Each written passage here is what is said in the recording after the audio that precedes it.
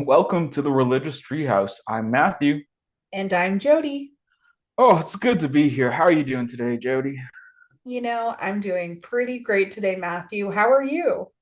I'm doing pretty great also because we're talking about one of my favorite books of the Bible today, Judges, and then specifically we'll get into the story of Ehud and Eglon. But I'm excited. This is one of my favorites. I don't know how you felt when you read these passages, but I'm hyped. I expected more cattiness because when I think of judging people, I think of sitting at the lunch table in like seventh grade. So it was definitely different from what we've been reading so far. Yeah, no, that's maybe a good spot to start. Like, why is this called Judges? Because the word judges doesn't mean the same thing in this instance as like what we're used to talking about. So the judges here are referring more to tribal leaders or chieftains of sorts. So whenever you read Judges in the book of Judges, you shouldn't be thinking of like a guy with a wig on and a gavel, like saying guilty or anything. You should be more thinking of like a tribal leader or military leader of some sort. And so we see this. We see in the book of Judges, we have 12 different uh, judges or chieftains that kind of go through the story and have their own unique stories. We have six major judges: Othniel, Ehud, uh, Deborah, Gideon, Jephthah, and Samson. Some of those I'm sure you've heard of because have the famous stories. Then you also have a handful of minor judges: Shamgar, Tola, Jair, Ibzan, Elon, and Abdon. People you probably haven't heard of because they have maybe one or two verses attributed to them at maximum. So they're just kind of like in there so that we get 12. The important thing here is that there's 12 judges in the book to kind of correlate with the 12 tribes of Israel. That's what they're intending to do. And how far back do these stories go? Are they historic? Yeah, well, so these were probably written around the end of the seventh, beginning of the sixth century BCE.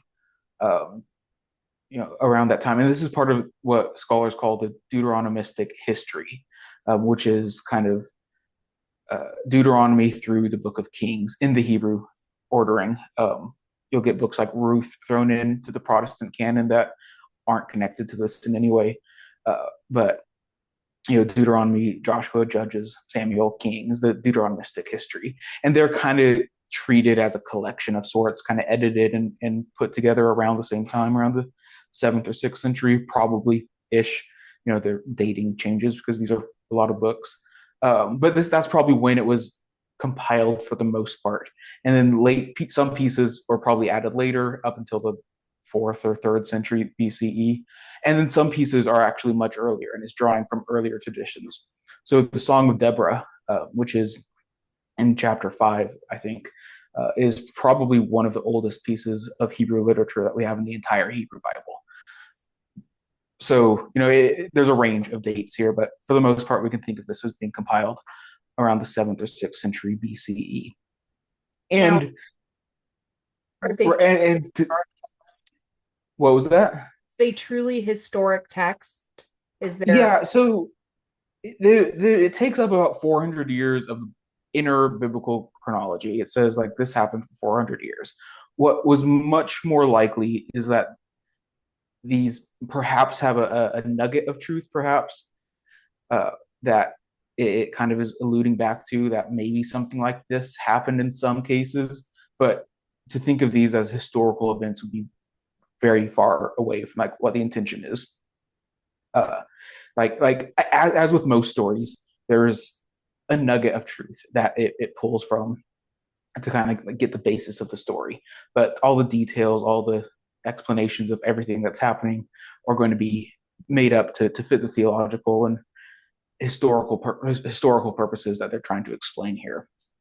So I wouldn't put too much into this as a historical text. If we want to like make it more historical to some extent, like these judges are kind of laid out as if it's one judge, next judge, next judge, next judge, and it's much more likely to think of these as kind of coterminous, happening at the same time, overlapping with each other, because each judge is kind of representing their own tribe. So if this was historical in any sense, these are kind of tribal warfares happening against other people. And it would make sense that there'd be coterminous things happening there, if Is that makes sense. Yeah, is there significance to there being 12 judges in similar to the 12 tribes of Israel? Yeah, it's just alluding to the 12 tribes of Israel. You'll see 12 pop up all the time, and it's trying to get back to the 12 tribes of Israel of some sort. So, like 12 is a common number. You even see this in the New Testament, trying to allude back to that with the 12 disciples. I never think of 12 as like a holy number, but is it considered holy in Hebrew tradition? Um, I don't know about holy. I think holy has a lot of baggage. Mhm. And I don't know if I would describe it as holy. It's certainly a special number, a unique number, a number that pops up again and again. So maybe it'll be defined as holy. I don't know. I don't know much about numerology and stuff like that, but 12 pops up repeatedly, Yeah, as does 40 and 7 and 3 and stuff like that. There's numbers that have significance to some extent that tell more literarily than historically, as we'd say. okay. And now my brain's like, well, there's 12 months in a year. And I'm like, oh my gosh, looking for 12s. So, not historical. Don't take it. As we're learning, the Bible is not a textbook. Right. So, what genre is this? Yeah, that's a good question. Um, I in the Hebrew canon, this is categorized under the former prophets. So in that sense, this is prophecy, but it's really not prophetic. The only judge that we have that's also called a prophet is going to be Deborah until we get to Samuel, and then Samuel's also a judge and a prophet. Uh, so the genre here is I'm not sure actually. That's something I should look up as like a technical title for like what this genre would be called, but it's just a story of it's a bunch of stories kind of combined together that often include warfare of some sort, and it follows the structure. I think the structure here is much more telling than whatever genre I could come up with to find this, because it follows a very specific structure. It has uh, two bookends. It has the introduction and the conclusion. The introduction kind of goes in from the time of Joshua, who I don't think we've talked about yet on this podcast, but it goes in from the time of Joshua and it kind of introduces us to this time of Judges, where all the tribes are kind of separate, doing their own thing, but they're also kind of unified under this, like, hey, we're all like kind of the same. And then it ends at the bookend with this claim that, like, hey, we need a king. It ends with what's the famous verse that it says a lot. In those days, there. Oh, I can't find it, but it's something along the lines of, uh, "In those days, there was no king, and all the people did what was right in their own eyes." And that's a repeated line that happens again and again, and it ends with like all a civil war essentially in the tribe of Benjamin against the tribe of Benjamin because they raped and dismembered and murdered a woman. They kind of spread out her body to be like, hey, this is what the Benjaminites did. We should do something. So it ends with this like really, really low point in the judge's history, and that happens throughout. We slowly get towards that conclusion. We start off with some good judges that are like, hey, doing good things according to their history, according to their standards, and then they gradually get worse and worse. You get a judge sacrificing his daughter, and it just gets worse and worse until you have that civil war and the rape, murder, and dismembering of the woman's body. That's a lot. Yeah, no, this book is a lot. That escalates. That escalates to a very severe degree. And I Yeah, thought what we're going to touch on today was an escalation at the end of the story. yeah. I have one more question. Mhm. Are the judges each from a different tribe, or are some of them from the same tribe? Right. So I think the intention here is to be that we have one judge from each tribe. Uh, some of the judges, it doesn't say what tribe they're from. So like after we're talking about Ehud today. Ehud is a Benjaminite, but the judge after that is Shamgar, and Shamgar gets one verse, and we have no idea what tribe he's part of. So the idea is that we've got one judge per tribe, but it's kind of up in the air of like where some of these judges are from. Interesting. Wow. No, this is really cool. I'm excited to Yeah. get into Judges. Yeah, no, like I said, it's one of my favorite books of the Bible, just because it's just story after story of like what just happened? Did they really just do that? Who killed who with what? And it's just fascinating. But each story kind of follows this structure. And some people say it's different. Some say it's like a 5 part. Some will say it's 3 part. I generally follow the 3 part one just because that's kind of encompasses it all. But it follows these 3 different prongs. It starts with Israel disobeying. It's usually by worshiping other gods, and then God hands them over to the enemies. And then after that, God is moved to pity them because of them being oppressed. So God raises up a leader or a judge to deliver them, and they live in peace for however many years after that. And then after the death of the leader or the chieftain or the judge, the people go back to stage one. They start doing bad things. They start worshiping other gods, and the cycle continues. And it's a downward spiral. They get worse and worse and worse until you get to the all out civil war. The cycle, the structure of that kind of sounds similar to me to the story of Moses, and you can tell me if I'm completely off. But the delivering and then having done bad, does that apply at all? You mean like the Exodus story? The Exodus story. Yeah, they disobey. God pities them, I guess. Yeah. And then after Moses dies, Joshua comes in and kind of start over. I guess. Yeah. I think there's more things happening in that story than just this and another iteration of this cycle. But to some extent, yeah, you could definitely follow that.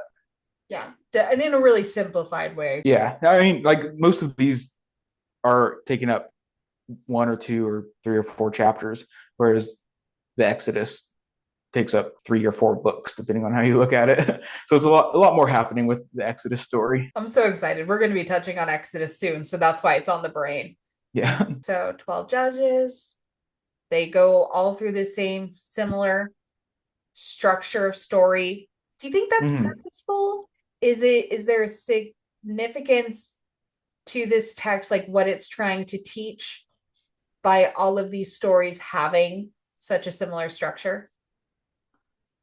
Yeah. I don't know. I don't know if teach is the right word to use. I don't think any of these judges per se are kind of moral examples of who we should be, or I don't see many moral lessons coming from these stories. And if you come up with moral lessons from these stories, it's taken a lot of interpretation on your own part. Um, so I don't think I could be wrong here. I don't think the point here is necessarily to teach. I don't think the point of these is to necessarily be moralized in any sense of that word. Um, they're here to tell really cool stories. These are some of the most famous stories in the Bible. Samson is one of the more famous characters of the Hebrew Bible.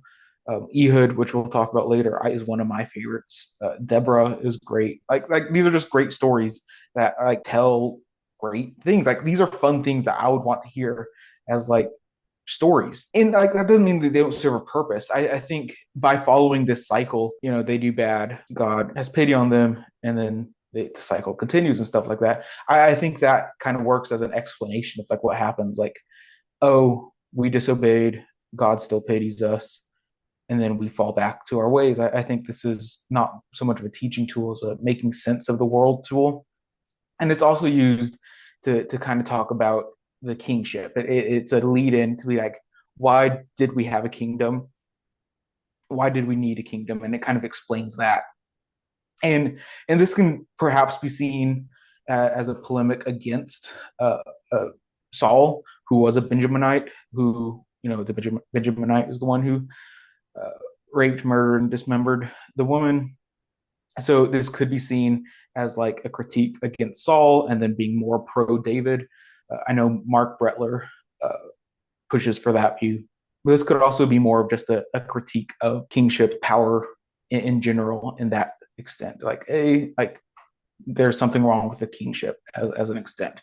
So it's kind of up in the air of like what this means.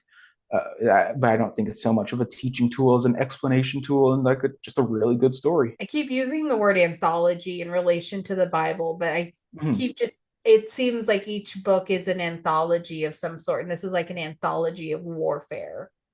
Yeah, yeah. No, anthology is a good way to think of the Bible, and especially particular books like this. This one's good to think of Judges as an anthology because it's very clearly separated. We've got judge, judge, judge, judge, judge, judge, judge.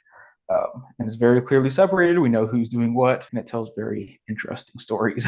Sort of like the story we're going to be hearing today. Sort of like Ehud and Eglon. And what good names, too. Ehud and Eglon. I like saying them. But yeah, I think we're good with Judges, unless you have any other thoughts about Judges as a whole. They were judge, jury, and executioner. Yeah, yeah, they were military leaders for sure. No, but I am good and ready to head into Ehud. Perfect. Do you want to give us a summary of what happens? Yeah, I will give you as delicate of a summary as I can. So again, the Israelites, they did not make God happy. And the people of Moab took over and were ruling over them. And Israel cried out to God and said, "Hey, yeah, what's going on?" And so God gave them Ehud, who was Yeah. left-handed, but Right. eventually, And we can see the cycle that I mentioned earlier.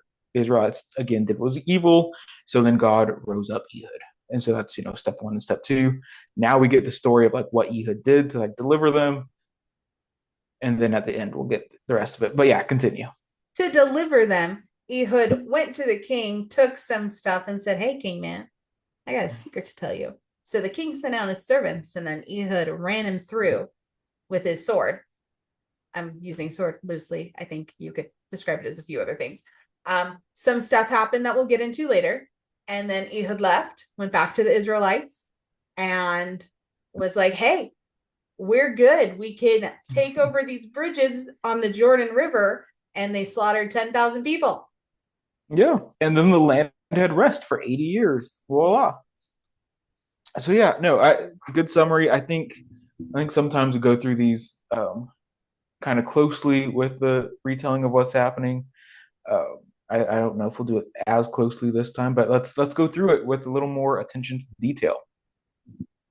Right. So as I mentioned, verses 3:12 through 14, the Israelites again do evil, and God hands them over to King Eglon of Moab, the evil Moabites, who and then they defeated Israel with the help of the Ammonites and the Amalekites. So we've got bad guys doing bad guy things. Are the Ammonites and the Amalekites of any significance, or are they just I mean, to some extent, but for the purposes of this story, they're just like the bad guys that are in the area. So around this time, you often get fights around the Moabites and the Amalekites and the Ammonites, and you'll also get the Ephraimites. Ephraimites? No. Who am I? We talked about this in the Messiah. No, the Samaritan episode was. I don't know. Yeah, but there's just the general bad guys of the area. They're just kind of like doing their bad thing. lots of ice? Edomites. Edomites. So the Israelites have done bad. God's Mm. not looking favorably upon them. So he allows the Moabites to take over. Yeah. And then, so that's the first part. Right. And after that, we kind of get introduction to Ehud. He's identified as a Benjaminite, who we talk about later, doing all the bad things. But right now, he's in pretty good light. Notably, a left-handed man, and they send him to King Moab. A left-handed man in a tribe of right-handed people. Yeah, Benjamin. Literally, if you want to like take the meaning of that word, it's going to be son of the right hand. So there's kind of like a play on words here, kind of a little silly, goofy. We'll talk a little bit more how this story is a little silly, goofy later. But no, there's definitely something happening here. Like, oh, this guy is left-handed, but he's a Benjaminite, and Benjaminites later get associated with left-handedness to some extent as well. But there's just something notable of like, hey, this is a left-handed guy. Take note of that. Take note. But yeah, and then we move on to the story, the meat of it, if you will. Ehud goes to King Eglon, who is described as a very fat man. He's a very large, fat man. What is the significance of that? Is there any? We're kind of just making fun of the Moabite king. We're like, oh, this is a fat guy. Oh, Ah, what a fat guy. Body Uh, shape. body shaming, yeah. And then Ehud tells the king that he has a secret message, and the king's like, "Okay, cool. I want to hear the secret message. Like, tell me, tell me." And so he shoos all of his people. He's like, "You got to get out of here. As a secret message just for me." And then Ehud's like, "Okay, I'll tell you, I'll tell you." And then he stabs him in the gut, which is, aggressive to some extent. And the sword is described as like getting absorbed by the king's fat because it's a very fat man. So he like stabs the guy, and he can't take his sword out because the fat has just like enveloped the sword, and it's like, oh, okay. And then Ehud runs away. And one of the reasons it's like important to note that Ehud was left-handed is because during those days, commonly you were right-handed and carried your sword on your left side. But because he Mm. was left-handed to easily reach his sword, not only did he hide it under his clothing, as it says in the scripture, it was on his right side. So even if they were to like pat him down or like hit his hip, they wouldn't have found anything on his left side. So Right. was both concealed and on the wrong side. So why wouldn't the king have felt safe enough to just be in a room alone with him? He had no reason to suspect. Yeah. No, it's this. It kind of adds to the justification of like how this guy, an Israel, a Benjaminite, had got to talk to this king. He was like paying tribute of some sort. And then he had like, so he got through the security because he was left-handed, and then he killed the guy, killed him dead. Yep. Um, but yeah, and then at that point, the servants come up to the door and they're like, "Wow, it's taking a while. Like, what's taking so long?" So they think, "Oh, he must be using the restroom." So they waited and they waited and they waited. They said, "This has been a little long." So they eventually unlocked the door and they found him dead. In the NRSVUE translation, they called it a cool roof chamber. Did we ever figure out what that meant? Yeah, so the architecture of what's happening here is a little confusing, exactly where we are. The way to imagine it, Jody Magnus has an interesting article about this, but I think it kind of is under this idea. This is how I'll present it, at least, and this is speculation to a large extent. But we've got kind of the hallway of like where the servants are doing their thing. This is how I imagine it. Where the door's locked and you have like the throne room, the big room, and off to the side in the back is going to be the bathroom per se. And what we think is possible from archaeology from other locations is that some of these bathrooms had stairs leading up to a room up top, which is how Ehud presumably perhaps got away. So there's definitely a lot of bathroom imagery here, and that's to be noted. We'll talk about that a little bit more. But no, the architecture of what's going on here is a little confusing. I'm not entirely sure what the cool chamber is, but it's going to be the bathroom area probably. So yeah, they move on, and Ehud escapes and he leads the charge and kills 10,000 Moabites. And then the land had rest for 80 years. Woo! Good things happened for the Israelites and the Benjaminites. Is there a significance in it being 80 years?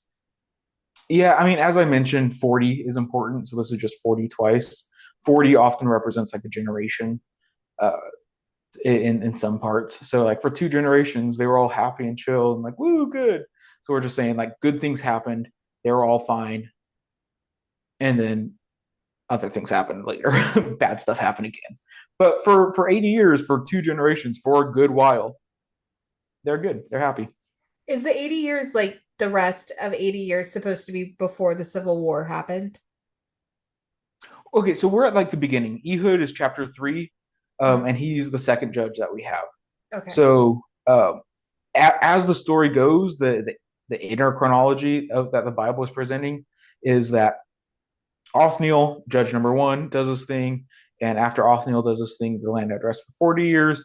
Then Ehud comes along, he does his thing, the land has rest for 80 years. Shamgar, I don't think it says how long they were chill for. Deborah comes along, does her thing. So in the biblical chronology, this is kind of towards the beginning. This is Okay. old stuff, um, and it kind of leads judge by judge by judge. Okay. So, all right. Okay. No, my brain's trying to wrap around it because it wasn't like one after the other. But there's still like a cycle. You kind of see a cycle Mm. in what happens. Okay. Are we gonna get into the nitty-gritty? Yeah, no, I I gave Jody the option. I said, "Do you want to talk about how this kind of works with affect theory and how like biblical scholars use affect theory, or do you want to talk about potty humor?" And you've chosen potty humor. So this is the road that we're going down today, I guess. I loved Diary of a Wimpy Kid when I was a child, so this shouldn't have been a surprise to anyone. Yeah. And I Um, held myself back from talking about it when we were at verse 22. yeah, so no, there's a lot of fun things happening. But first, we'll talk about some toilets in the ancient Near East. Woo-woo. Um, so most Near Eastern homes weren't equipped with toilets or anything like that. They used chamber pots that were emptied outdoors. But the kind of rich and powerful, they had toilets to some extent. And like Mesopotamian bathrooms often were in like a waterproofed room with kind of a slit on the floor and kind of like 2 foot stands to kind of squat on. And I think we also get that in Qumran a little bit. But Judean and Judahite toilets were designed more so for sitting, not squatting. And these were usually made of limestone or stone of some sort. And there's a concentration of these toilets that we found in Jerusalem, which indicates that ancient Jerusalem was kind of full of affluent people to some extent, at least, the inner city. And then, yeah, and that kind of continues up until Qumran, the first century, where there's the custom of sitting on a stone. So the idea of there being a toilet is more for the upper class. This is the rich people that have toilets, whereas the poor people are kind of doing their business in a little slit on the ground or a bucket. The bucket, the chamber pots were generally considered to be unclean, especially in the Essene community. Have we talked about the Essenes yet? Okay, so the Essenes are the community at Qumran that preserved the Dead Sea Scrolls.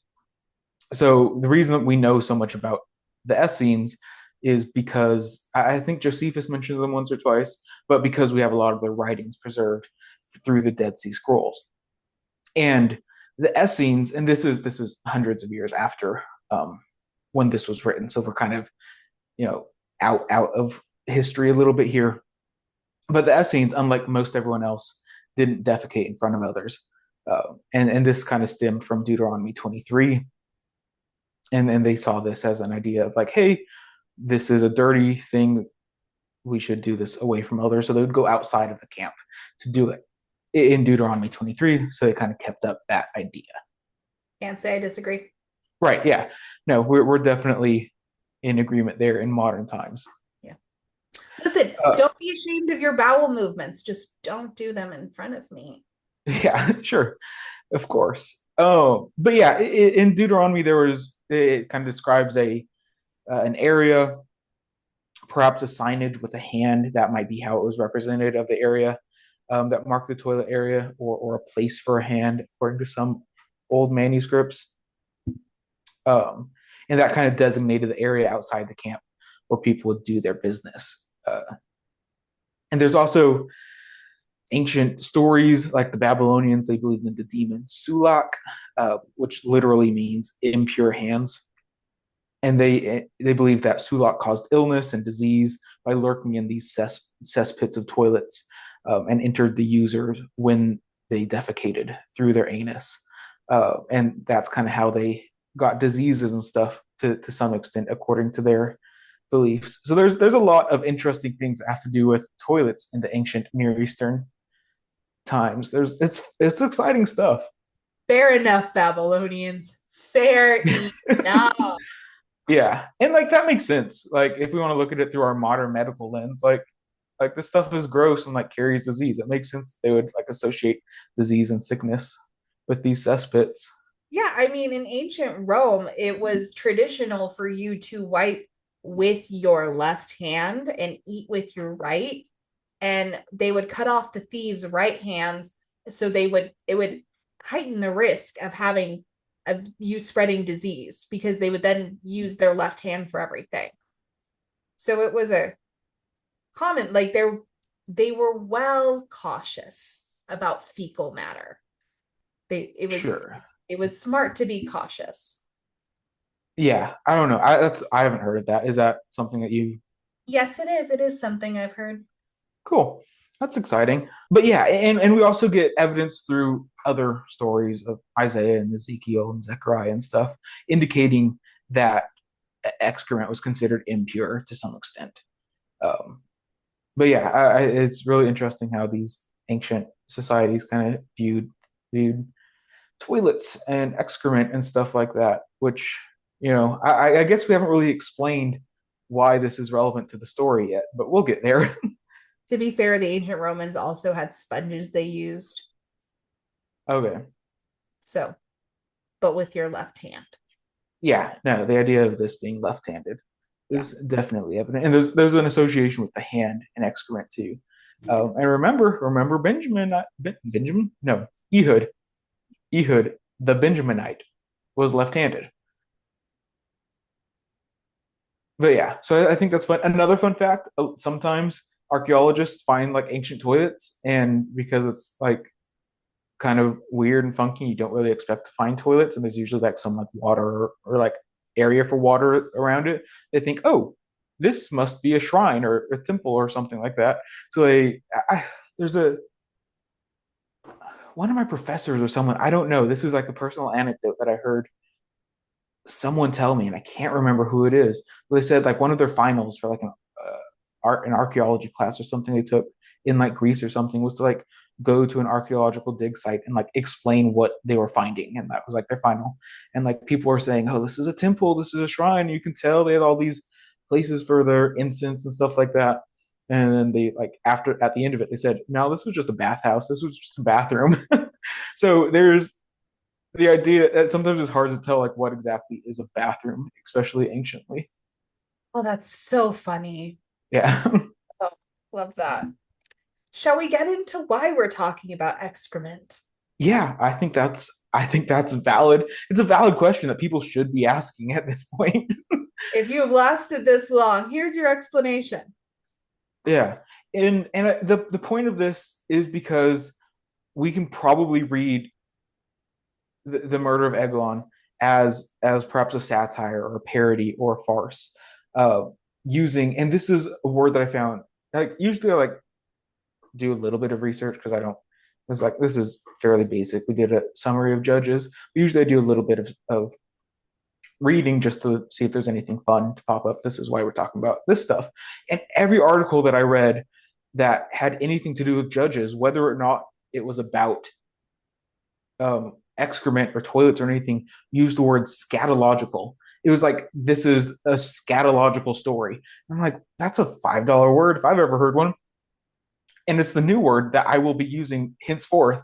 And it's just like related to poop, related to excrement, related to scat. So this is a scatological, humorous story, and I love it. And I think scatological is the word of the day.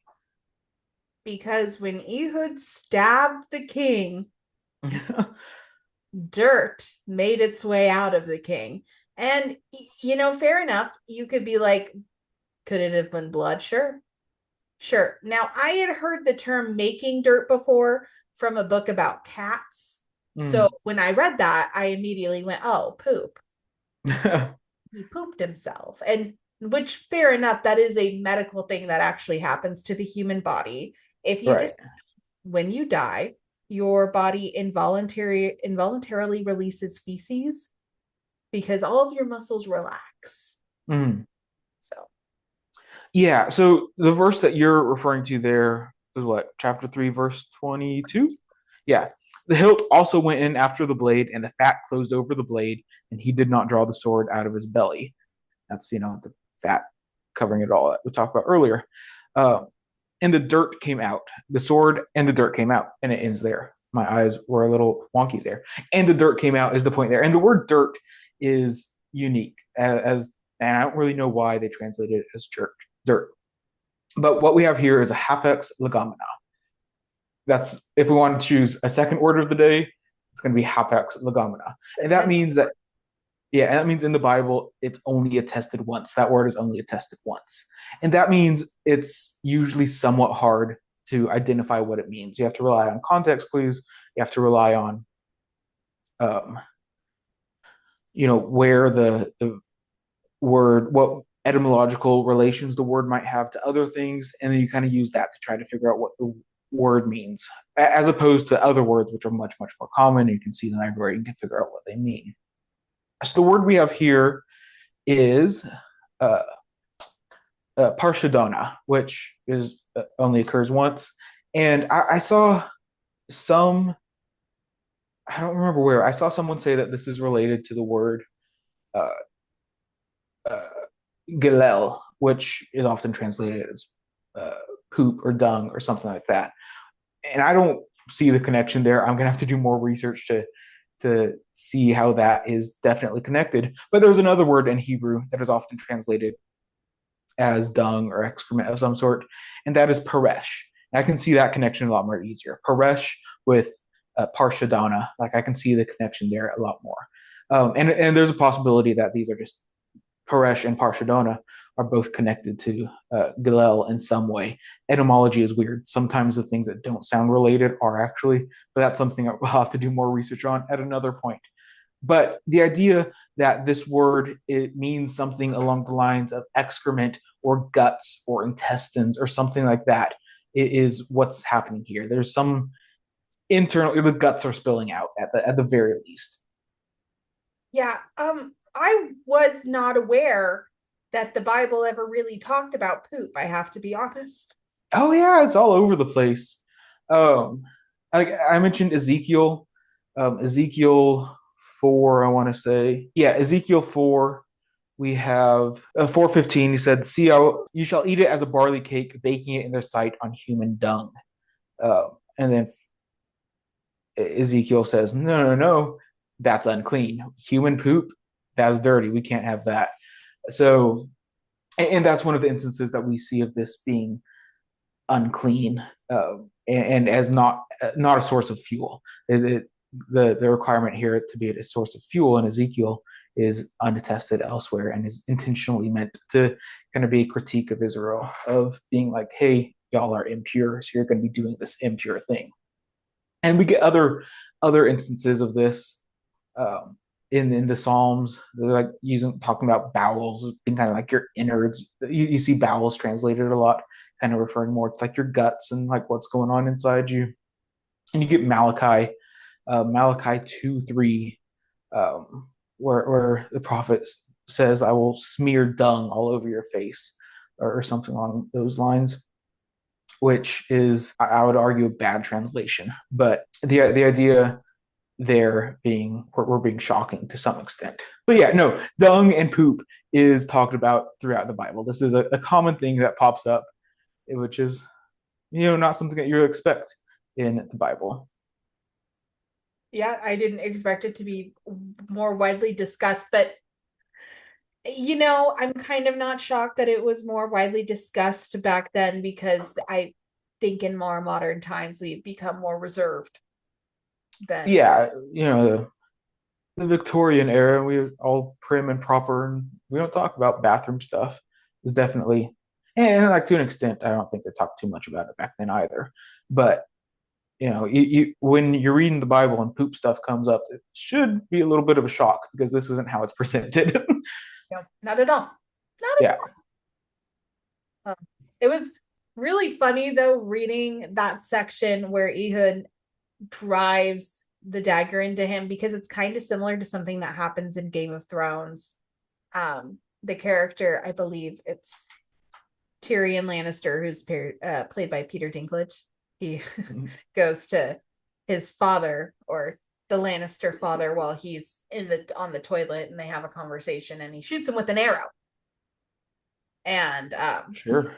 so that's just what went on in my head, because when I was reading about it, first we talk about the cool roof chamber, and then it talks about the king standing up, and then the sword going in him, and then I'm a visual learner.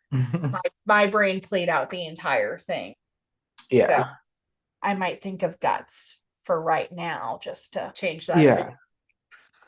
Yeah, but no, and we get these repeated ideas of that there's some sort of scatological humor happening here. As you mentioned, the king standing up, like the idea that a king would rise from his throne to like greet someone doesn't make a lot of sense. Like we saw this in Esther, like when Esther approached the king stayed seated and he pointed out his staff to her. So like the idea of a king getting up to greet a guest isn't what you would expect, but it is what you would expect if he was on the toilet and he was had to get up to greet the guest there. And the word there is the same that could be used for seat, throne, and probably also toilet. So that we think could perhaps be the start of the scatological humor of like, oh, why did he stand up to greet Ehud? Maybe he was on the toilet. Oh, just the thought of seat, throne, and then I'm like, toilets are commonly known as thrones. And then just Yeah. the funniness of Ehud being judge number two. Yeah. Yeah. Judge Deuce. Yeah. No, that's an added bit of humor from modern times that wouldn't have been funny back then. But yeah, and we get this more. The Eglon's name kind of means fatted calf. So like again, this is adding to the fatness of King Eglon. We're kind of looking at that. Uh, and yeah, the idea that we're so much emphasizing uh, his left hand and that also being associated with excrement and stuff like that, I think is very, very telling. As if we're kind of more so making fun of the king uh, as being killed with the left hand, especially with so much scatological humor happening. Yeah. This was a fun story to read. Thank you for my introduction into judges. Yeah, no, and as I said, Judges is one of my favorite stories, and I'm certain that we'll come back to talk about Deborah and Samson uh, at the very least, if not the other ones too. Oh, you know I want to talk about Samson so badly. Yeah, no, Fabio with his flowing hair. yeah, no, Samson is an interesting guy for sure, for sure. Anything else you And want Jephthah, we'll have to talk about Jephthah. That's to? the one. Jephthah, yeah, he sacrifices his daughter. It's a rough one. But yeah, no, we will come back to Judges because Judges is so much fun. Uh, but yeah, do you have any last thoughts or anything? Unless you want to poop when you die, always keep your bowels clear. I suppose. All right. Well, thank you all for listening. Please feel free to check us out on TikTok, Instagram, Twitter, Bluesky, Facebook, YouTube, Spotify, Apple, Amazon, wherever you get your podcasts, or email us, threligioustreehouse@gmail.com. I would love to respond to your emails. I think that would be fun. Ask us questions. Tell us you disagree. Tell us you agree. Start a conversation. I think that would be fun. But yeah, thank you all for listening. Have a nice day.